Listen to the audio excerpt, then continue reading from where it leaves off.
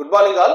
ముఖ్యంగా ఈరోజు ప్రజాపక్షం పేపర్లోని news analysis చూద్దాం. సో ముఖ్యంగా మనం ఈరోజు చూసినట్లయితే పాకిస్తాన్ నుంచి దిగుమతులపై నిషేధం అని చెప్పి ఒక వార్త మాత్రం మేజర్ గా ఇక్కడ ఇవ్వడం జరిగింది. తక్షణం అమల్లోకి తెస్తూ ప్రభుత్వం ఉత్తర్వులు జారీ, జాతీయ భద్రత ప్రభుత్వ విధానానికి అనుగుణంగా నిర్ణయం, నిలిచిపోనున్న ప్రత్యక్ష పరోక్ష దిగుమతులు, పాకిస్తాన్ నౌకలపైన నిషేధం, తపాలా సేవలు రద్దు. సో పాకిస్తాన్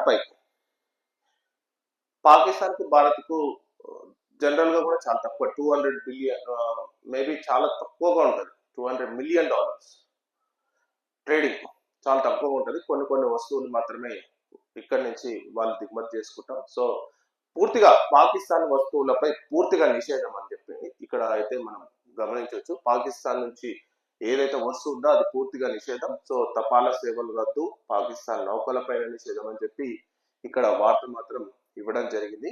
ఇంకా ఇంకా ఇంకా చూసినట్లయితే ఆస్ట్రేలియా ఎన్నికలలో లేబర్ పార్టీ ఘన విజయం అని చెప్పి ఇక్కడ వార్త ఇవ్వడం జరిగింది. రెండోసారి అధికారాన్ని చేజెక్కించుకున్న యాంటోనీ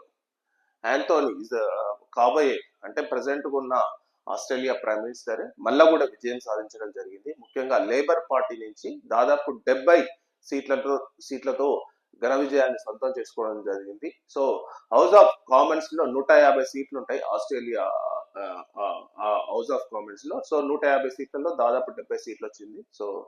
సో ఇంకా ప్రభుత్వాన్ని ఫామ్ చేయడం అనేది మంచి విషయం అని చెప్పాలి. నెక్స్ట్, సో ఇది మేడేకి సంబంధించిన విషయం. సో ఇది శ్రీలంకకు సంబంధించి.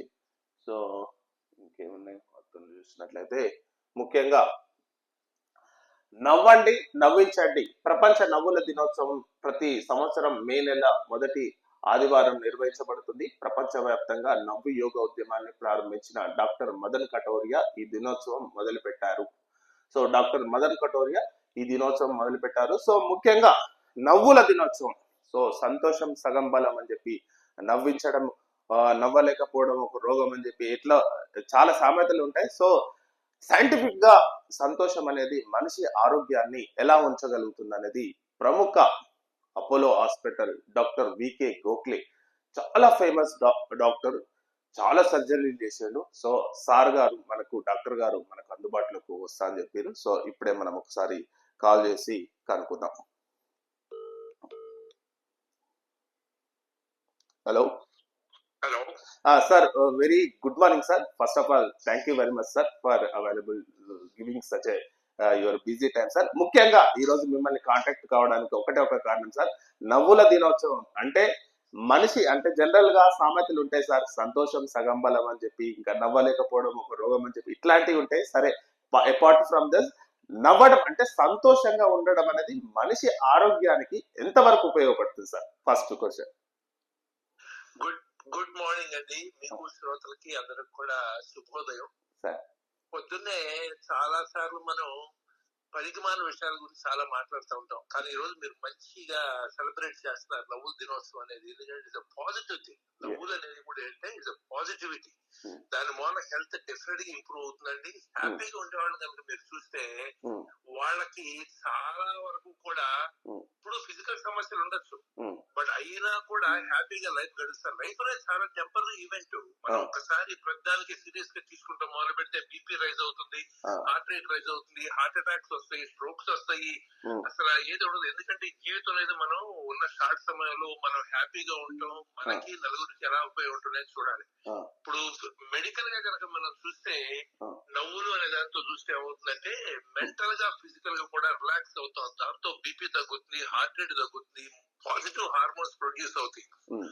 ఇప్పుడు ఇది వాళ్ళకే కాదు, ఇప్పుడు ఎవరన్నా నవ్వుతూ ఉండేవాళ్ళని చూడండి మీరు, ఎంత హ్యాపీగా ఉంటుందో మనకి.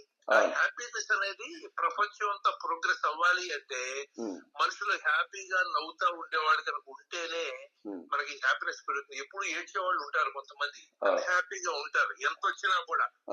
వాళ్ళ మూలన ప్రపంచంలో నెగటివిటీ పెరుగుతుంది. ఆ. సో నవ్వు అనేది చాలా ఇంపార్టెంట్ పార్ట్ ఆఫ్ లైఫ్ అండి. ఉమ్, మనకి ఎప్పుడు హ్యాపీగా నవ్వుతూ ఉండగలిగే వాళ్ళు ఎన్ని సమస్యలను కూడా అధిగమించగలం ఆ ఉమ్, పాజిటివిటీతో. ఆ, ఎవరన్నా మీ దగ్గరికి వస్తా హ్యాపీ ఫేస్ తో వచ్చారనుకోండి, వాళ్ళకి ఏదైనా అవసరం హెల్ప్ చేయాలని అనిపిస్తుంది అనమాట. మనకి హ్యాపీగా ఉండదు. ఆ, రావడం మామూలుగా అయితే ప్రతి సీరియస్ ఏడుతూ వచ్చే వాళ్ళని చూస్తే అబ్బాయి ఎట్లా వదిలించుకోవాలని మనకి మెంటల్ గా అనిపిస్తుంది. Not that we want to do it. Okay. So అది చాలా ఇంపార్టెంట్ థింగ్ అండి. హ్యాపీగా ఉంటుంది లైఫ్ లో ఉన్నది మోస్ట్ ఇంపార్టెంట్ థింగ్. హెల్త్ కి చాలా ఇంపార్టెంట్ అది. ఓకే.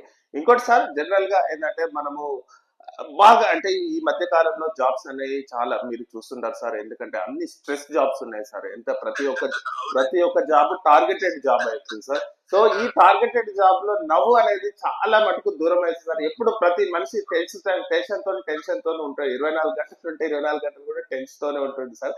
సో దాన్ని ఎలా అధిగమించాలి సార్ ఒక్కసారి? దానికి ఏంటంటేనండి, ఒకటి మంచి ఫ్రెండ్స్ ఉండాలి, ఉమ్, మంచి బుక్స్ చదవాలండి.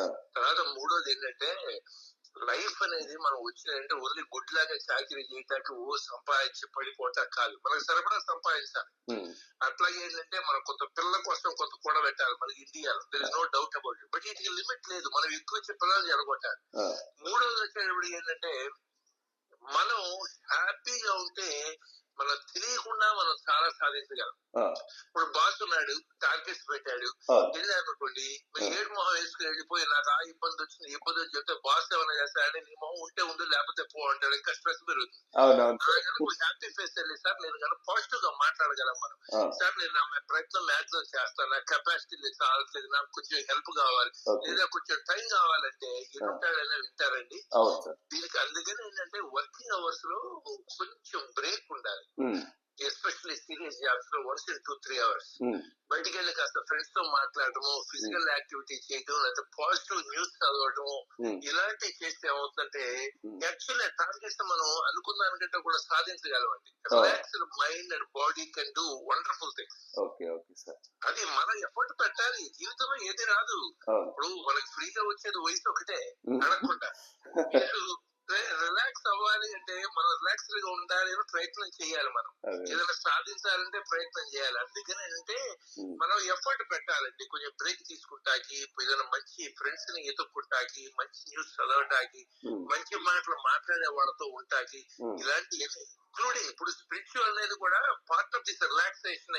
ఓకే. మనం ఎంత కష్టపడినా ప్రపంచాన్ని ఒక ఓవర్ నైట్ మార్చలేము. అవును. అసలు అవతలాన్ని అసలు మార్చలేము మనం. అవునా కాదా? అవును సార్. మనం మార్చుకోవాలి. కానీ ఆ విషయాన్ని గ్రహించి మనం హ్యాపీగా ఉండగలిగి అప్పుడప్పుడు ఉమ్, ఇప్పుడు మనం కొన్ని తెలివి తక్కువ పనులు చేస్తాం ప్రచారం కూడా. ఉమ్, వెనకలకు చూసి వాటి గురించి నవ్వుకోగలం. అవును. మనం ఇట్లా ఎలా చేయగలిగాం మనం మూమెంట్ లో, అది మన గురించి మనం హ్యాపీగా ఫీల్ అయ్యే రోజు రావాలి. ఇప్పుడు కంప్లైంట్ చేసే బదులు అవును అలాంటిది మనం ఎఫర్ట్ పెట్టాలండి. That is the only way.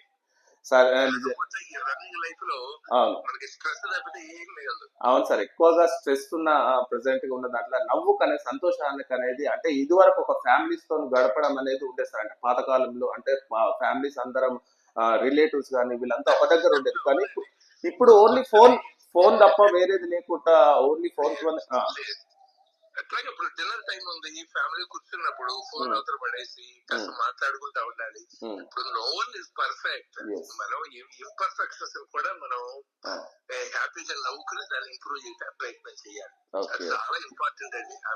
Thank you so much. మీరు అందరికి రిమైండ్ చేయడం. నిజంగా sir, thank you sir. First of all మీకు చాలా థ్యాంక్స్ సార్. మీ బిజీ టైంలో మాకు టైం ఇచ్చినందుకు చాలా థ్యాంక్స్ సార్. థ్యాంక్ యూ అండి. ఆల్ ది వెరీ బెస్ట్ అందరికీ కూడా. సో ఇదండి మేజర్ గా డాక్టర్ అపోలో సార్ వచ్చేసి అపోలో హాస్పిటల్